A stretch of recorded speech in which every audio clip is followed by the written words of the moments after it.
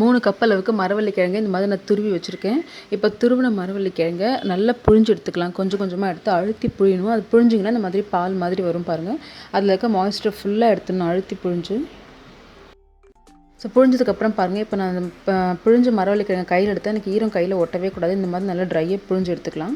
இப்போ புட்டு வேக வைக்கிற பாத்திரத்தில் நான் டிஸ்கை போட்டுக்கிறேன். மேலே வந்துட்டு நம்ம சேர்ப்போம் இல்லையா, தேங்காய்லாம் சேர்ப்போம் இல்லையா, அந்த பாத்திரத்தில் பாட்டம் டிஸ்கை போட்டு ஃபஸ்ட்டு நான் 2 டேபிள் ஸ்பூன் அளவுக்கு தேங்காய் வச்சு நிரப்பிக்கிறேன்.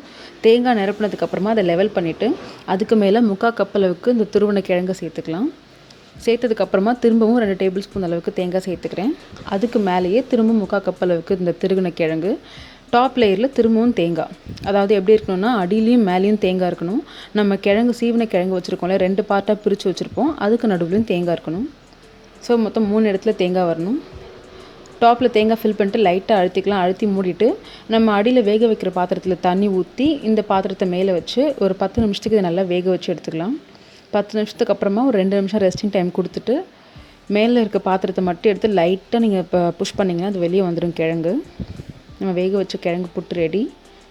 ரொம்பவே ஈஸியான ரெசிபி. இது வந்துட்டு சர்க்கரை, நாட்டு சர்க்கரை, வாழைப்பழம் இது கூட சாப்பிட்லாம். ரொம்பவே டேஸ்டி அண்ட் ஹெல்த்தி. ஈவினிங் டைமில் ஸ்நாக்ஸாக கூட சாப்பிட்லாம். இந்த மழை டைமுக்கு நாங்கள் இதை செஞ்சு சாப்பிட்டோம். ஸோ கண்டிப்பாக ட்ரை பண்ணி பாருங்கள். தேங்க்ஸ் ஃபார் வாட்சிங்.